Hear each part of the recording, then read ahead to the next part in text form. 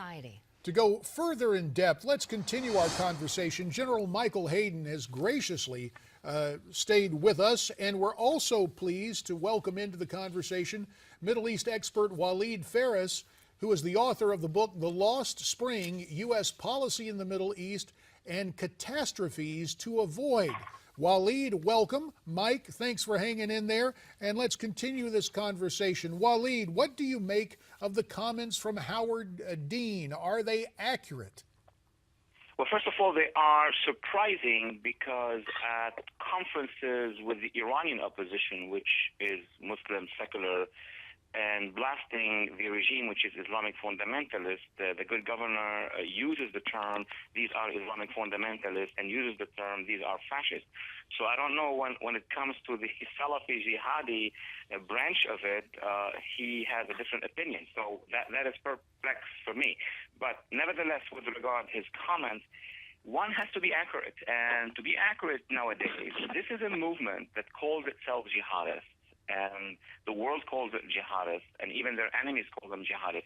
There is no need to open the debate about how Muslim they are or not Muslim they are, because that is something that the other Muslim moderates will have to do. But we have to settle on one term, and that term, to me at least, has been the jihadist movement. And General Hayden, do you agree? Yeah, I do. And frankly, this is about Islam. And I know that's a bit of a controversial statement. It's not about all of Islam, and it's certainly not about all of Muslims. But this is about a particular strain of Islam that seems to legitimate these vile activities. Dr. Walid, do you consider this to be an act of war? I think that this is one of the many acts of war. Unfortunately, in the West in general, we only read them as such, unfortunately, because of the size, how much blood, how sensational they are. To me, the acts of war, of terror acts in Canada and the United States and Great Britain, I mean, since 2001, since the shoe bomber after 9/11, this is the same confrontation with the same movement, but definitely for France, killing and massacring in a newsroom is big, and for the whole world. So it is, in my view, an act in the jihadi war against the West, against liberal democracies indeed. And when we see that act of war perpetrated in France, today's Washington Times features an article detailing how Parisian city officials have basically ceded control of Muslim-populated neighborhoods to the Islamists on a block-by-block basis. Mike, you touched on that some yesterday. Have the French given up and allowed Sharia law to reign in the city of Paris in certain sectors? Well, I think it's less of a policy decision, JD, than it is a reality on the ground.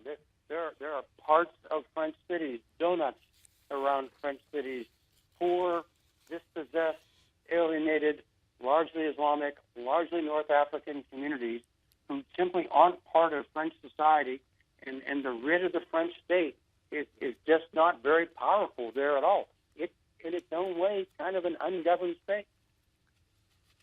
Doctor, the Paris attacks come less than a month after what happened in Sydney. Do you suspect that we'll just continue to see more attacks worldwide? You know, that question is always difficult to answer, and we've had the same question a few months ago and a few weeks ago. And my answer, unfortunately, won't please the listeners or the viewers. It's yes. Because every time we discuss an act, the tendency is, well, this should be the one that would seal. It won't. And unfortunately, in projections, just mathematical projections, if this cell was formed in France, and especially this one impressed me, and I have been monitoring this for the last 30 years, because this is a military jihadi cell. It's not just an individual, frustrated person who is trying, or even a professional one such as Major Hassan at Fort Hood. This is bigger. They were moving like a unit on the ground. I compare the video with the way ISIS moves. Very similar, very close. So unfortunately, we have to be prepared for similar, for other, and in different countries as well. Mike, we have gotten reports that one of the police officers killed yesterday was in fact Muslim. Does that speak to both the immigration policy in France and the division of thought and other rituals that different people within the Islamic faith may follow? In other words, there's a real difference between jihadists, Islamists, and Muslim citizens there in France. No, absolutely, JD, and that's the point I was trying to make. But I agree with Dr. Phares. I mean, we ignore certain realities at our own peril, trying to be politically correct. Let's not confuse ourselves. There is an element of the religion that seems to legitimate this kind of violence. And on the other hand, you've got people like this brave policeman who was simply doing his duty as a French citizen of the Islamic faith. God bless him. I mean, we are a cosmopolitan society. We, Americans, actually have a pretty good record of absorbing immigrant groups. The French, not so much, and therein lies the challenge. Dr. Phares, is there anything we can do to prevent attacks like these from happening here in the U.S. or just anywhere in the world? Got a minute to answer this, Walid. Yeah, certainly. What is very important is to identify where the problem is, not to go too far in getting entangled with the Islamic issue, and at the same time not to say that everything is fine. Identifying the jihadist movement, working with law enforcement, but at the same time making sure that we are working with civil society NGOs. The moderates are the real key for the answer for the challenge.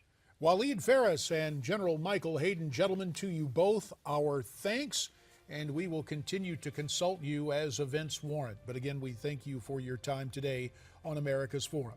Still to come, conservative Richard Viguerie has always been known for straight talk from the right. And he says Republicans failed to get it right from the start with the opening of the new Congress, or at least specifically speaking, John Boehner. Easy for you to say. We're back following this Newsmax Now update.